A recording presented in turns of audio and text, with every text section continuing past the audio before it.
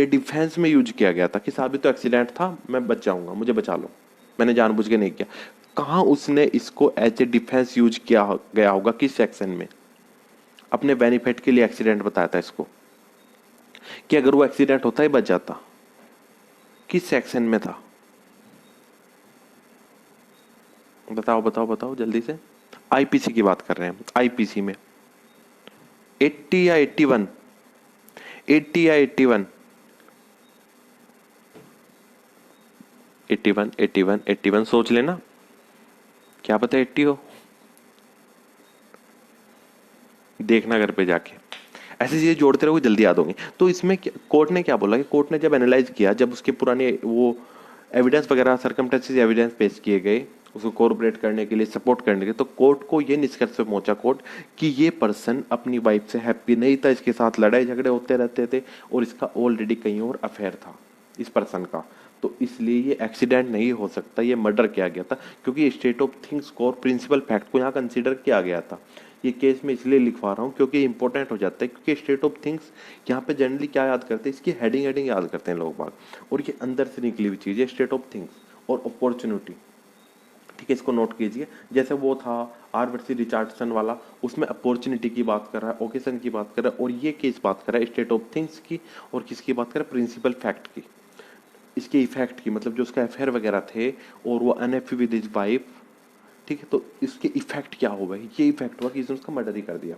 Note down कीजिए, the accuse was the prosecuted for the shooting down his wife. The accused the accuse was prosecuted for murder of his wife. अभियुक्त, प्रस्तुतवाद में अभियुक्त अभियुक्त अपनी पत्नी की हत्या का दोषी का अभियोजन चला है। मतलब लिख लेना कि प्रस्तुतवाद में अभियुक्त पर उसकी पत्नी की हत्या का अभियोजन चल रहा है। ठीक है, and he took the defence of accident, तथा वह दुर्घटना की तथा वह दुर्घटना होने का दुर्घटना तथा वह इसे दुर्घटना बताकर अपना डिफेंस, मतलब खुद को बचाने की कोशिश करता है। And he took the defence of accident, English में लिखना ज़्यादा अच्छा रहेगा सभी के लिए, क्योंकि सुप्रीम कोर्ट तो वैसे भी इंग्लिश में हेल्ड करता है।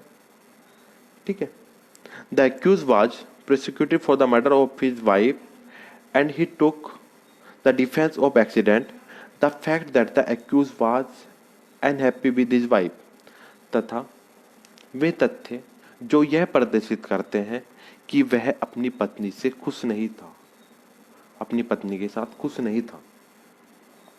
The fact that the accuse was unhappy with his wife and was carrying an affair with another women, तथा वे तथ्य जो यह प्रदर्शित करते हैं कि वह अपनी पत्नी से या पत्नी के साथ सुखी नहीं था तथा वह किसी दूसरी महिला के साथ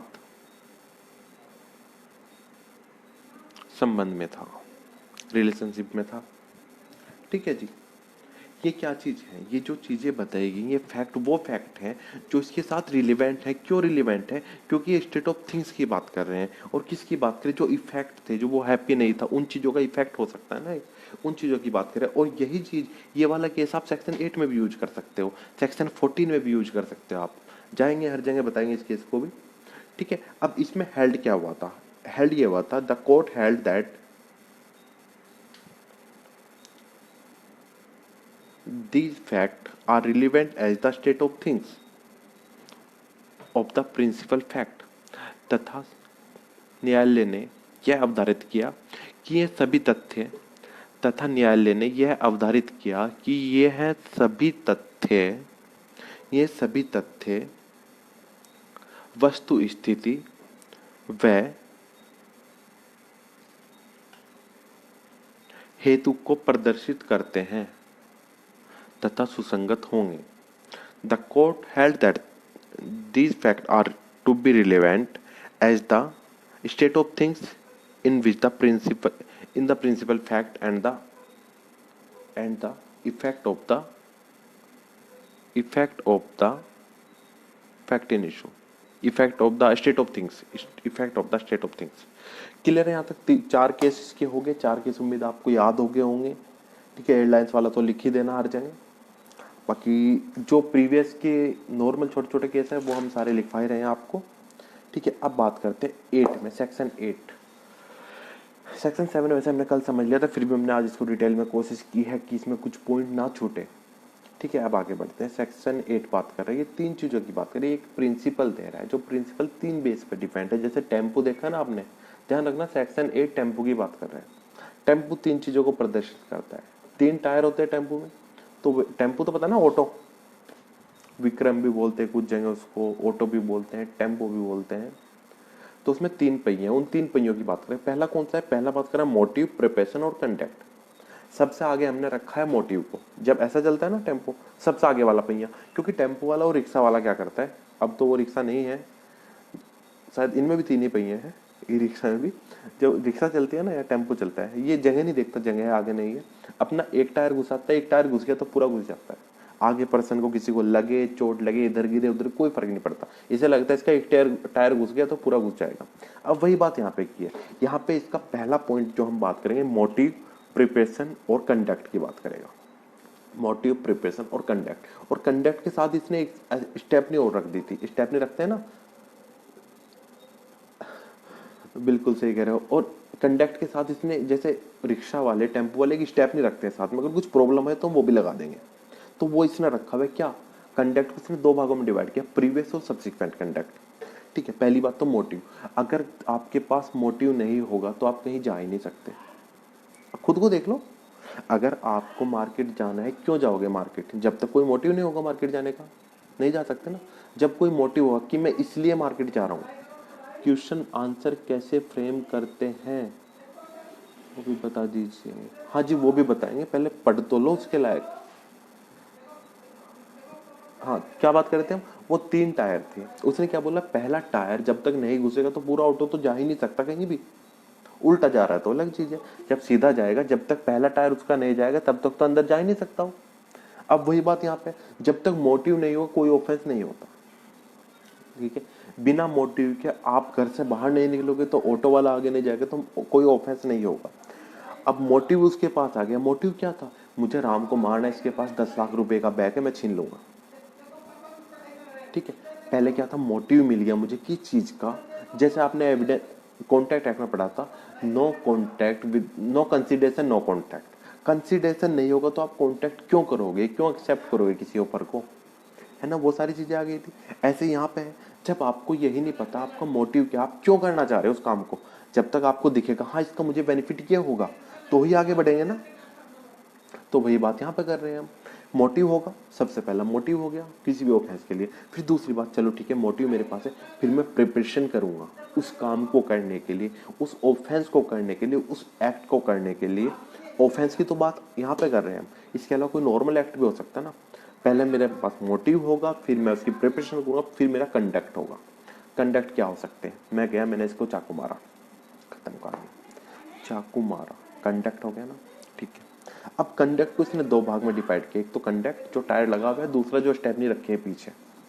वो किस लिए थी, अगर ये काम नहीं करा तो मैं ये स्टेपनी लगा के चला जाऊंगा। वही बात यहाँ पे है, अगर ये गलती से पकड़ा गया तो ये भाग जाएगा, और जो स्टेपनी से भागा था तो वो भी हम कंसीडर करेंगे। मतलब हम 3 चीजें कंसीडर करें, पहला उसका मोटिव कर रहे हैं, फिर उसने जो प्रिपरेशन की है वो कर रहे हैं, फिर उसका कंडक्ट कर रहे हैं। कंडक्ट ऑफेंस करते टाइम जैसे चाकू मारा, गोली मारी, मुक्का मारा, जो भी मारा था वो सारी चीजें कंडक्ट आ गई। लेकिन अगर ऑफेंस करने के बाद का कोई कंडक्ट है, जो स्टेप नहीं रखी थी, ऑफेंस तो हो चुका था, एक्सीडेंट किया, टायर खराब हो गया, एक पर्सन को मार दिया, फिर दूसरा टायर लगाया, वो स्टेप नहीं, ऑफेंस होने के बाद जो यूज किया इसने, वो भी क्या मानने जाएंगे, वो रिलीवेंट मानने जाएगी अंडर सेक्शन 8। अब मुझे ये बताइए पहले, ये क्लियर हुआ कि नहीं हुआ आपको, सेक्शन 8 क्लियर हुआ है कि नहीं हुआ है, समझ में आ गया सभी को?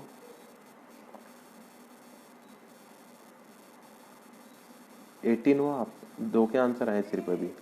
छवि जी वेरी गुड। और स्टेपनी वाला क्या एग्जाम्पल था, क्या एग्जाम्पल था, मतलब समझ नहीं, स्टेपनी वाला एग्जाम्पल ये था, आपने कोई ऑटो वाले ने एक्सीडेंट किया, एक पर्सन को मार दिया, मर गया, क्योंकि पहला उसका टायर था अगले वाला मोटिव, दूसरे टायर थे प्रिपरेशन की थी उसने, ठीक है, और जो तीसरा टायर था वो टायर फट गया, जो उसने कंडक्ट किया, जिस टायर तक उसने साइड मारी थी उसको मर गया, लेकिन टायर फट गया, अब जाएगा कैसे वो कंडक्ट हमने यहाँ तक अगर वो वहीं रुकता है, हमने तीनों चीजें कंसीडर कर ली as a relevant fact under section 8, motive, preparation और द कंडक्ट, तीनों। लेकिन अगर वो वहां से भागता है, ऑफेंस होने के बाद भागता है, तो उसने स्टेप नहीं उठाई, लगा ली, भाग गया ना वापस, मतलब ऑफेंस होने के बाद का जो कंडक्ट था वो भी हमने as a relevant fact consider किया है, हम उसकी बात कर रहे हैं।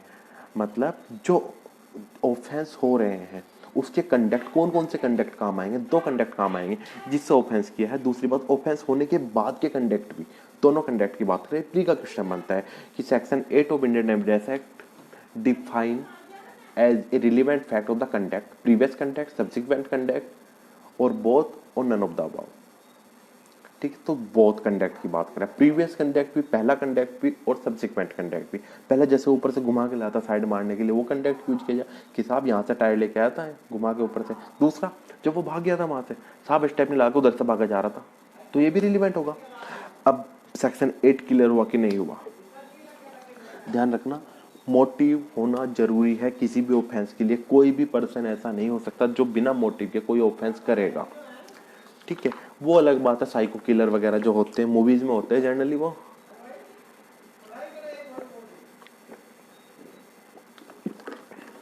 वेब सीरीज काफी देखते होंगे आप। साइको किलर देखना है तो वो देखना, डाक जाके डायरेक्ट आप कौन सी आई थी अभी एक, असुर, तो काफी अच्छी है ना सर, नहीं देखते, वेरी गुड, नहीं देखते। श्रेयांश जी कितना झूठ बोलते हो, मनी हिस्ट नहीं, मनी हिस्ट सुना है मैंने, बहुत अच्छे, नहीं देख पाएंगे, इतनी लंबी सीरीज कौन देखेगा।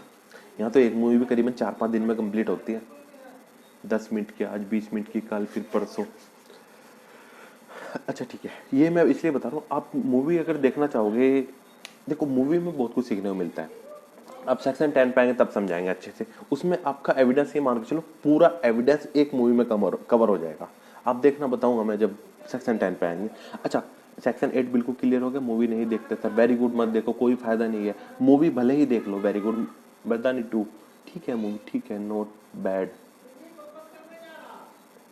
बताएंगे, अभी नहीं बताते। तो मूवी देख लें, लेकिन न्यूज मत देखना, न्यूज भूल जाओ बिल्कुल, न्यूज बिल्कुल भी मत देखो, न्यूज इंडिया की न्यूज मत देखो। अगर न्यूज देखनी है डीडी न्यूज पे जाओ, बिल्कुल सीधा शरीफ पर्सन आएगा। डीडी न्यूज अगर एक इंसान होता, बहुत सीधा शरीफ सा पर्सन है, आएगा चुपचाप, जो खबरें हुई है आपके सामने फेंकेगा, साहब ये खबरें थी, ये आप देख लो आराम से, मैं घर जा रहा हूँ बस। और बाकी अगर आप कोई भी चैनल खोलोगे, जी news, Aaj Tak, India TV, ND TV, Republican Bharat, जो भी देखोगे, ये क्या करेंगे, डीडी न्यूज देख, वेरी गुड, डीडी न्यूज ही देखो। ये सब आपको 4-5 चीजें डराएंगे बिना बात के, मतलब खबर ही अपने आप क्रिएट करेंगे, आपको पता भी नहीं चलेगा कभी चाइना पे और पाकिस्तान पे हमला बोल देंगे, सरकार को भी नहीं पता चलेगा। और अगर और ज्यादा डिटेल में जाना है आपको, जीएस अपना बहुत ज्यादा स्ट्रॉन्ग करना है, अच्छे से करना है, अगर आपके पास सफिशिएंट टाइम है तो आप जाइए राज्यसभा टीवी, बेस्ट बेस्ट, मतलब उसका सब्सटीट्यूट है ही नहीं कोई भी, राज्यसभा टीवी।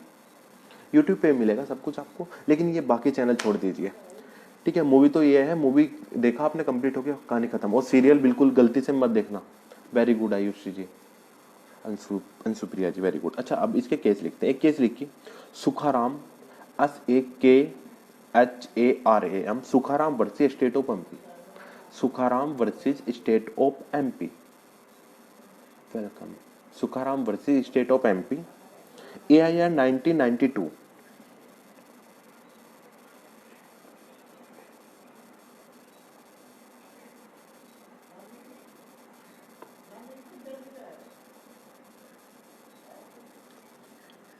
टीडी चैनल पर रात 8 बजे न्यूज, ओके।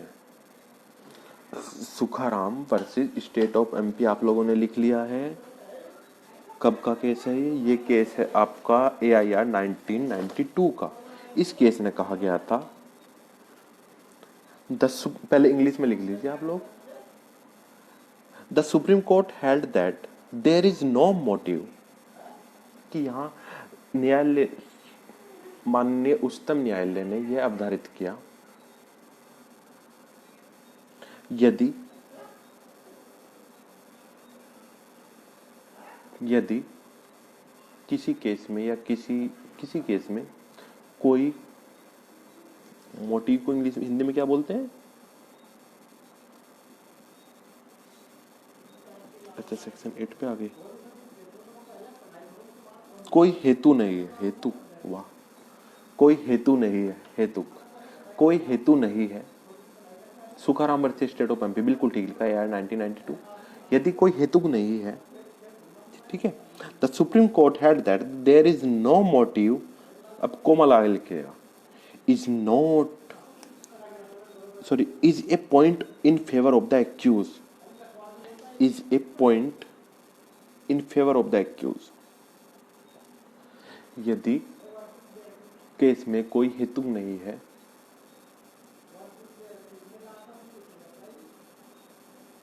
तो यह एक्यूज के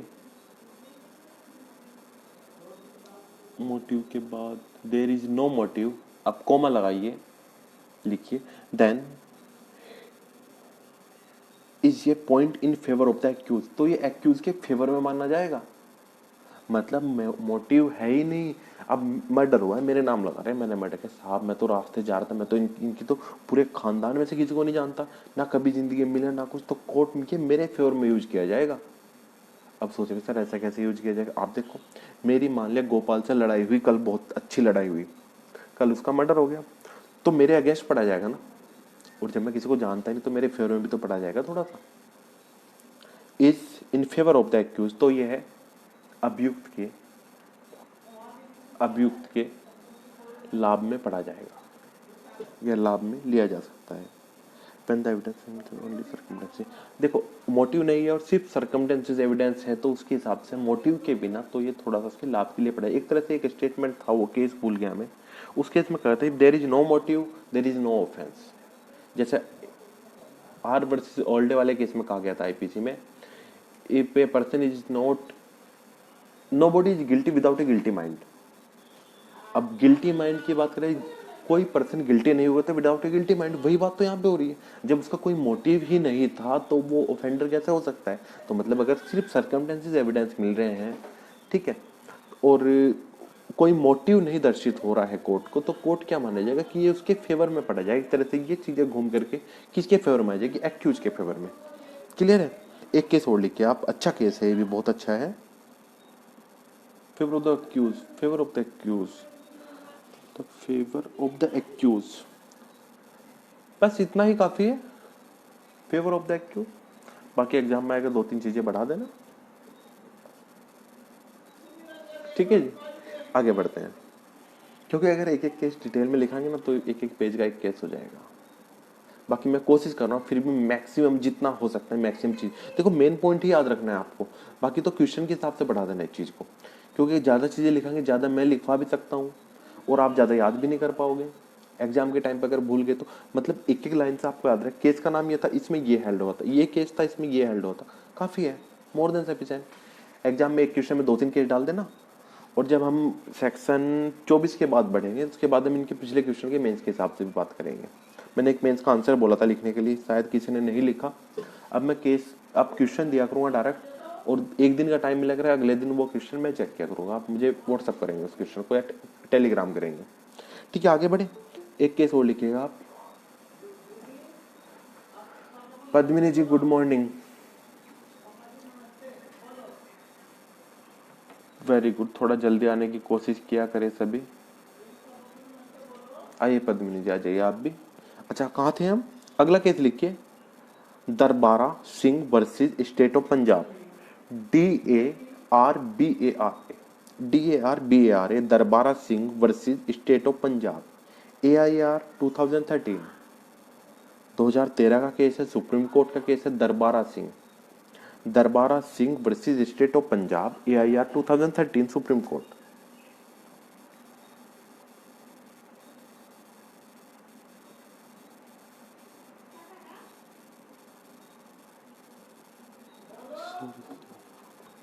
कोई बात नहीं, अब 2-3 दिन में आदत हो जाएगी।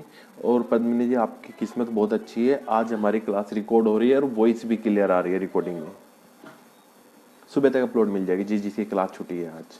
और अगर ऐसा रहा तो डेली अपलोड कर दिया करेंगे, कोशिश करेंगे। लेकिन दो आज और कल एक दो दिन तो करेंगे जब तक टाइमिंग सबको याद नहीं होता है। ठीक है, यहाँ तक समझे। इस केस में भी ऑलमोस्ट ऐसा ही था, स्ट्रॉन्ग मोटिव नहीं था तो उसमें थोड़ा सा रियायत बरती गई थी।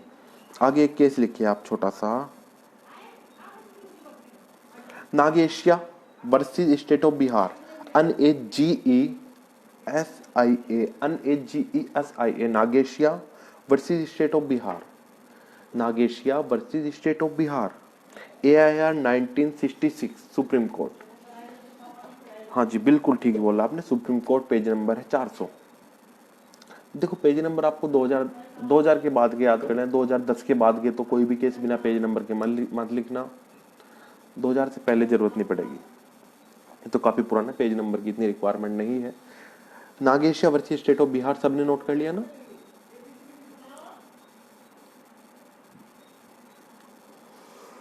अब क्या हुआ था, अब इस केस में हम उस A I R 1966 supreme court, page 140, sorry page 400, 400।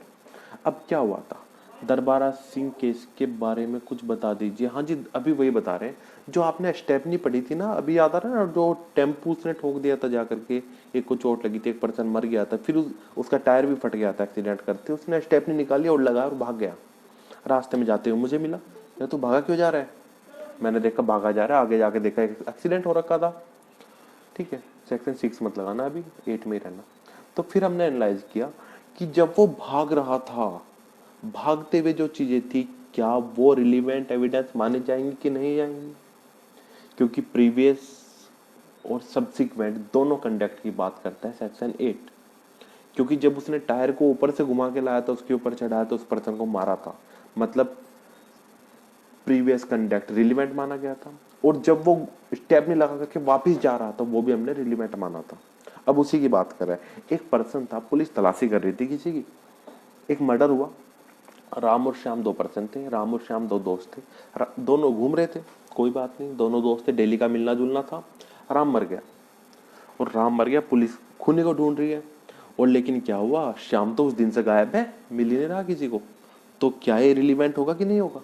ये उसकी सब्सिक्वेंट कंडक्ट की बात करें, मतलब जिस दिन मर्डर हुआ उस दिन से वो गायब है। ठीक है, या फिर एक मर्डर हुआ था, मर्डर होने के बाद क्या हुआ, किसी ने कहा कि भाई जो राम का मर्डर हुआ था ना, उसके कातिल को पुलिस ढूंढ रही, कल तलाशी लेने आई है गाँव में। तो राम उठा, बाइक स्टार्ट करी, वो भाग गया।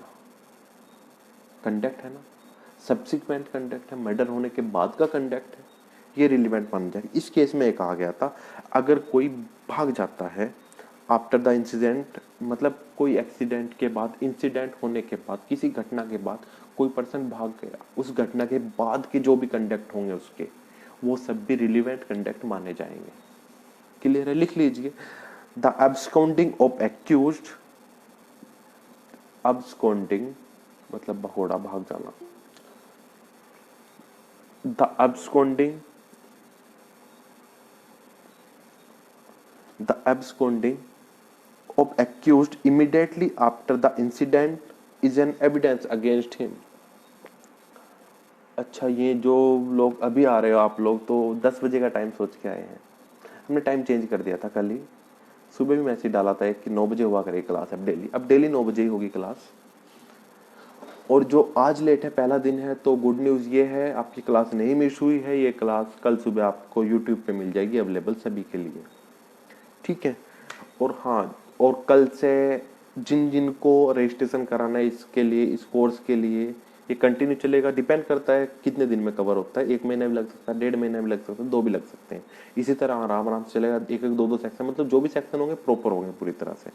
तो जिसे कराना है कल शाम तक करा सकते हो आप, या जब भी करोगे उस दिन से आपकी क्लासेस कंटिन्यू हो जाएंगी। ठीक है, आज की क्लास तो सबके लिए ओपन है, कल से जिनके रजिस्ट्रेशन हो चुके हैं उनकी क्लासेस होंगी, जो भी कराना चाहता है करा सकते हैं, नो इशू। नहीं, 9 बजे ही होगी क्लास 9 बजे से होगी, वो अलग बात है, 4-5 मिनट पहले हम रिवाइज करते हैं पहला, फिर उसके बाद आगे बढ़ते हैं। लिख लिया आपने, the absconding of the accused immediately after the incident is an evidence against him under section 8 of Indian Evidence Act। मतलब घटना के घटित होने के तुरंत बाद, घटना के घटित होने के तुरंत बाद अभियुक्त फरार हो जाता है। घटना के घटित होने के तुरंत बाद अभियुक्त फरार हो जाता है तो यह उसके खिलाफ एक साक्ष्य के रूप में पढ़ा जाएगा, उसके खिलाफ साक्ष्य के रूप में पढ़ा जाएगा,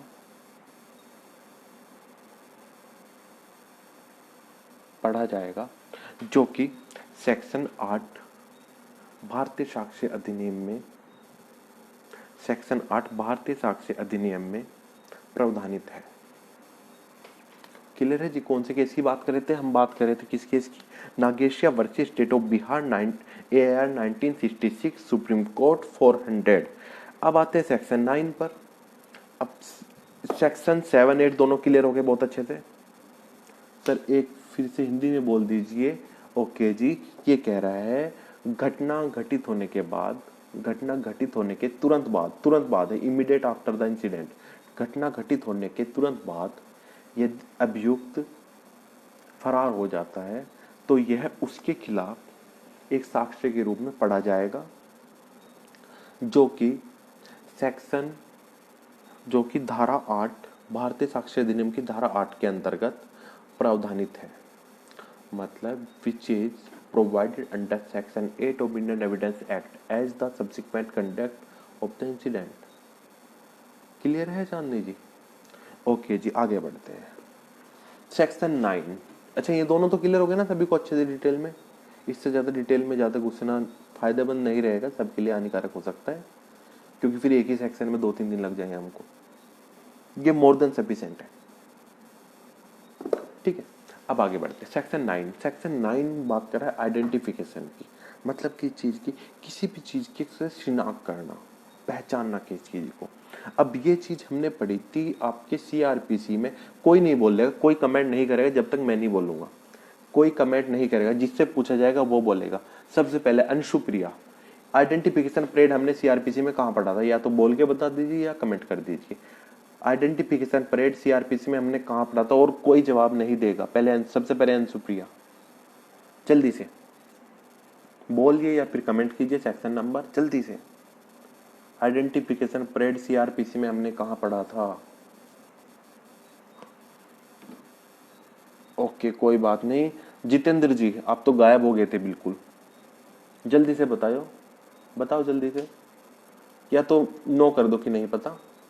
ऐसा कोई नहीं, पनिशमेंट नहीं मिल रही यहाँ पे। ये तो थोड़ा सा माइंड में आ जाएगा, मुझे भी दिखा कि आपको पढ़ाई हुई चीजें कितनी याद रहती हैं। गौरव राज नहीं, सबसे पहले पूछेंगे मनोज जी जल्दी से। हम 9 में कोर्ट की बात कर रहे हैं, 9 में CRPC की बात कर रहे हैं मनोज जी। हम CRPC में आइडेंटिफिकेशन परेड कहाँ है? पद्मिनी जी जल्दी से, उम्मीद है आपसे सही आंसर की। Sir 54A। 54A, ओके चलो कोई बात नहीं। अब हम पूछते हैं रश्मि गुप्ता जी।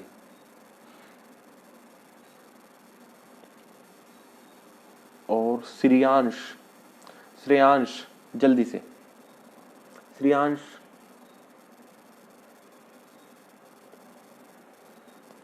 बहुत अच्छा। कल एग्जाम भूल जाना, ऐसा मेरे साथ हुआ था। हाँ होता, सबके साथ घटनाएं सबके साथ अच्छी अच्छी होती हैं। मेरे साथ हुआ था जब हमारा वाइवा हो रहा था सेकंड ईयर का सॉरी, LLB के सेकंड ईयर का वाइवा हो रहा था। एग्जामिनर ने बोला, क्योंकि उस टाइम पे हमें नहीं पता था लॉ क्या होता है, जबरदस्ती पढ़ रहे थे। अब तो मजा आता है लॉ पढ़ने में, मतलब इंटरेस्ट लगता है, सारी रात बैठ के पढ़ सकते हैं। उस टाइम पे क्या था, वो यूनिक वगैरह आते थे, पढ़े कुछ हिंदी में, पढ़े इंग्लिश में जाके कन्वर्ट कर दिए। बट ऑप्शन में याद आ जाएगा। हाँ जी, वो समझ गए, ऑप्शन में याद आ जाएगा। तो क्या हुआ, एग्जामिनर ने ये बोला मुझे कि आप एक काम करो, 3 स्टूडेंट जा रहे थे साथ में, सबको एक अलग अलग टास्क दिए, अजीब अजीब क्वेश्चन पूछे। मेरे से पूछा कि आप एक काम करो, जितने सब्जेक्ट के पेपर हुए हैं आपके इस बार, हर सब्जेक्ट का पूरा पूरा नाम बता दो। और वहां जाके तो ये याद नहीं है एग्जाम कितने हुए थे, भूल जाते हैं। प्रैक्टिस करो, याद आ जाएंगे। 54A of CRPC। ऐसा किसी और के साथ भी हुआ है? वेरी गुड मोनू जी, वेरी गुड। और पहले भी शायद किसी ने आंसर दिया था, पद्मिनी जी ने दिया था ये आंसर शायद, या किसी ने दिया था, भूल गया मैं। 54A दिया था किसी ने आंसर। वेरी गुड, चलो जिसने भी दिया था। 54A CRPC। लेकिन डिफरेंस क्या है?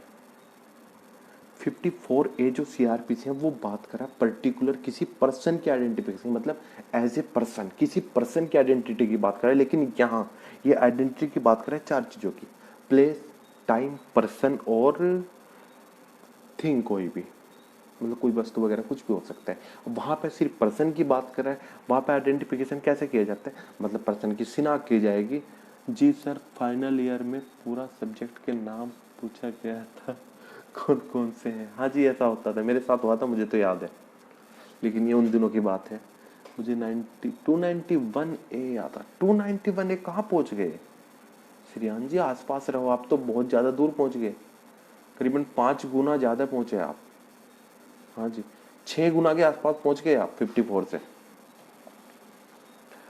ठीक है, मजिस्ट्रेट की शिनाख्त रिपोर्ट, हाँ अरे वो रिपोर्ट मजिस्ट्रेट बनाएगा कहाँ से? पहले 54 मजिस्ट्रेट के सामने तो आइडेंटिफिकेशन परेड होगी। चलो ठीक है, वहां पे पर्सन की ध्यान रखना, कई बार इंटरव्यू में पूछी जाती हैं ये चीजें। पर्सन की आइडेंटिफिकेशन की बात कर रहा है और यहाँ पे बात कर रहा है किसकी आइडेंटिफिकेशन की? किसी वस्तु की, थिंग की, पर्सन की या टाइम की। ठीक है जी, एक बार पढ़ लेते हैं सेक्शन 9, इंपॉर्टेंट सेक्शन है। अच्छा, एक काम और कीजिएगा आप लोग, ये काम, क्योंकि अगर ऐसे करने लगा तो मुझे बहुत ज़्यादा टाइम लगेगा, एक सेक्शन में 2-3 दिन लगेंगे। आपके बैर एक्ट में जितने भी इलस्ट्रेशन दिए गए हैं, जितने भी, मतलब जितने भी, 100% एक भी नहीं छोड़ना। सारे सारे इलस्ट्रेशन याद कर लेना, साथ साथ चलना। एक सेक्शन हुआ या मान लिया 2 सेक्शन हुए तो कितने इलस्ट्रेशन होंगे? थोड़े से होंगे, पढ़ लेना, और बाद में पूरे एविडेंस एक्ट के नहीं पढ़ पाओगे। तो इलस्ट्रेशन पढ़ लेना, ये प्रॉब्लम बन करके आपके मेंस में आते हैं और प्री में भी प्रॉब्लम बन करके क्वेश्चन बने जाते हैं, इन्हीं इलस्ट्रेशन से बनते हैं, ध्यान रखना। आईपीसी में, सीआरपीसी, सॉरी आईपीसी में और एविडेंस में, कॉन्टैक्ट एक्ट में और आपके टीपीए में कोई भी प्रॉब्लम जो पूछी जाती है, कोई भी एक तरह से कोई केस वगैरह बना के जो पूछे जाते हैं, वो कोई नया नहीं आता, एक भी क्वेश्चन नया नहीं आया अभी तक। क्या आते हैं? सिर्फ ये इलस्ट्रेशन ही पूछे जाते हैं, तो एक भी मत छोड़ना गलती से भी। टाइम क्या हो गया? 1 घंटा हो चुका है मैं पूरा। सेक्शन 9 आपको उम्मीद है समझ आया होगा थोड़ा सा। इसको कल डिफाइन करेंगे, इसके लिए मैं एक चार्ट भेजूंगा आपको, पढ़ लेना वो। आज इतना ही रखेंगे, एक चार्ट में भेजूंगा आज ग्रुप में, और जो रजिस्ट्रेशन कराना चाहता है इस ग्रुप के लिए वो करा सकता है।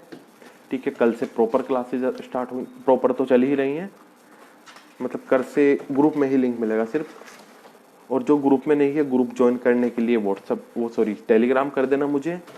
फी देखो, एविडेंस के लिए हमने बिल्कुल माइनर सी फीस रखी गई है, बाकी अच्छा आपका नहीं हुआ अभी रजिस्ट्रेशन, तो अलका जी फीस हमने इसके लिए सिर्फ रखा है 499, मतलब 500 फीस रखा है एविडेंस एक्ट का। अब ये नहीं है कि 1 महीने में कवर करेंगे, 1 महीना भी लग सकता है, 1.5 भी लगता है, ऐसा आराम आराम से, जब तक एक एक टॉपिक क्लियर नहीं होगा।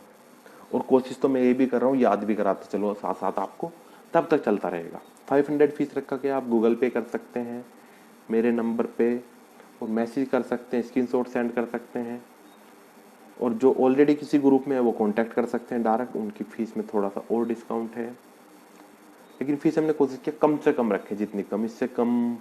और ये कोई अर्निंग सोर्स नहीं है, ये चीज़ एक सर्वाइंग फीस है सिर्फ, ताकि 1 घंटा डेली बैठ के 1.5 महीना के लिए तो थोड़ा सा ये लगे, आपको भी लगे कि कुछ दिया है तो पढ़ना पड़ेगा, जबरदस्ती मन में आएगा ना कि पढ़ना ही पड़ेगा, पढ़ो भाई अब तो पढ़ो, और हमें भी लगेगा हाँ there is something as a consideration. Okay guys, अब अच्छा ये बताइए जितना किया आज क्लियर है कि नहीं, यस और नो? जितना किया क्लियर हो गया बहुत अच्छे से कि नहीं हुआ? मैं सिर्फ क्लियर होने की बात नहीं मैं कह रहा, बहुत अच्छे से क्लियर हो गया कि नहीं हो गया? ओके जी, थैंक यू। बस इन चीज़ों को आप एक बार घर पे जाके जरूर पढ़ लेना। ऐसा मत करना क्लास अटेंड किया आपने, पढ़ लिया, इसको उठा के साइड में रख दिया, कल फिर जैसे कॉपी उल्टी पड़ी थी या सीधी जैसे नोटबुक पड़ी थी ऐसे ही उठाई फिर लिखना शुरू कर दिया। जो मैं बता रहा हूँ वो नोट करना, ठीक है, लेकिन पहले बैरेक्ट से पूरा सेक्शन नोट डाउन करना, उसके पॉइंट निकाल निकाल के नोट डाउन करना, फिर ये नोट डाउन करना अगर आपको कोई प्रीवियस ईयर का क्वेश्चन मिलता है, कोई केस वगैरह, वो नोट डाउन वहाँ पे करो। मतलब इस तरह से बना के चलो इन सबको कि दोबारा फ्यूचर में आपको एक्ट दोबारा बनाने की जरूरत ना पड़ेगी। जितेंद्र दीदी सिर्फ आप अकेले ही हो 9:30 के लिए, कोशिश करते हैं चलो, अभी तो 9 बजे ही रखेंगे, क्या हुआ 9 बजे क्यों नहीं? बच्चों बच्चों को जल्दी खाना वाना खिला के सुला दिया करो, जल्दी आ जाया करो। बाकी कोशिश करते हैं, अभी तो 9 बजे ही रहेगा कुछ दिन टाइम। सर घर पे ही है, घर पे ही है, कौन घर पे ही है?